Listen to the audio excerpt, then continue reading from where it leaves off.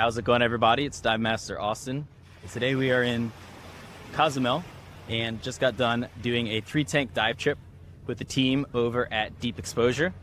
They're a super professional operation here, and if you come to Cozumel, I highly recommend that you check them out.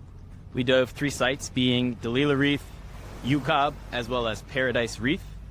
Cozumel in the Yucatan Peninsula has some of the best and most unique diving that I've ever experienced, and I plan to make an ultimate guide to these regions. But for now, let's go over some of the highlights from this 3-tank dive trip with some commentary.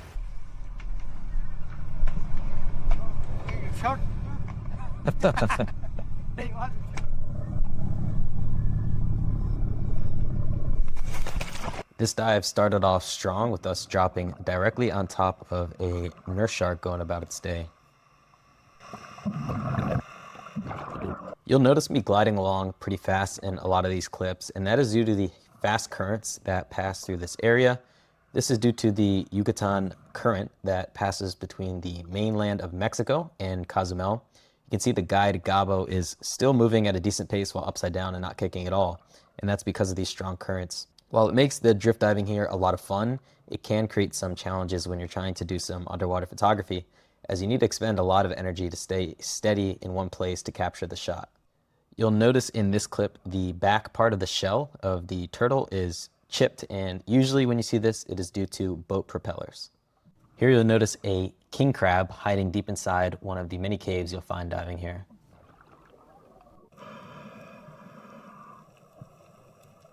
Coming up from the first dive, we're greeted with a table full of delicious food, sandwiches, and fruit. Certainly hits the spot after a long dive. After eating a meal and waiting for 1 hour surface interval, it's time to hop back into the water for a second dive. As a majority of my diving has taken place in Florida, it's really refreshing to see such healthy reefs with a lot of structure and color. A lot of places in Florida, we do not have that luxury. In this clip, you can see a bunch of lobster hiding under some coral with their antennas poking out. Because of the GoPro being on top of my head and not having a light, it is a little difficult to see them clearly.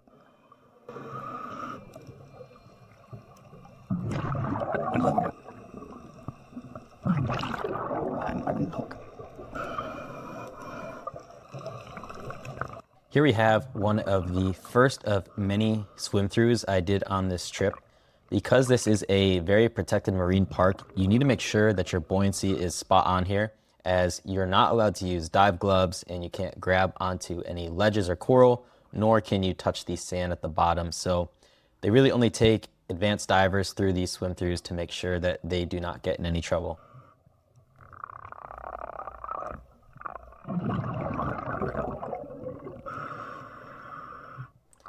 Cozumel has some of the best visibility that I've ever seen diving, usually between 80 to 100 feet. That is because of that current that I spoke about earlier that's constantly flushing in fresh ocean water and removing any particles. I included this clip because 1, it was one of the largest lobsters that I had ever seen, and 2, you never really see lobsters out and about moving like this during the daytime, as they are nocturnal. However, it was a full moon around the time that I was diving, and that could have something to do with it. There's a common myth that sharks need to be in constant motion in order to receive oxygen. However, that's only for certain species. Here we have a nurse shark that's resting or sleeping under a ledge. They use their cheeks to push oxygen through their bodies. Here we have a stingray. This is what killed Steve Irwin, who had a huge impact on me growing up.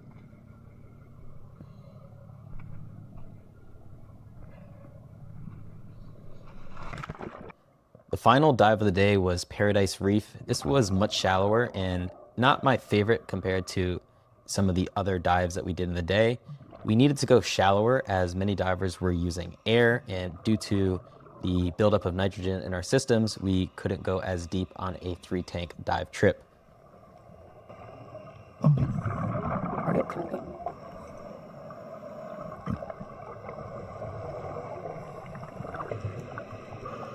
At the end of each dive, the guides send DSMBs up to the surface so the boat can know where we're at. In Florida, we use dive flags a lot of the time, but in Cozumel, it can get really congested with boat traffic, so I imagine that they opt to use DSMBs instead of carrying a flag the entire time. You inflate a DSMB with air, either from your regulator or your breath, and as it goes up to the surface, that air is expanding, causing them to launch in the surface, and eventually the boat comes and scoops us up.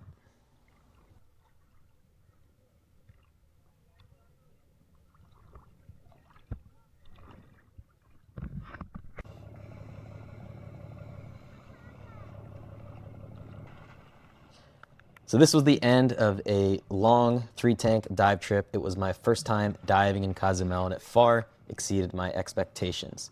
Later this week, I'm going to be releasing a longer video from the next day of diving. This was one of the best dives that I'd ever done in my life, known as Palancar Caves, and stay tuned to see that.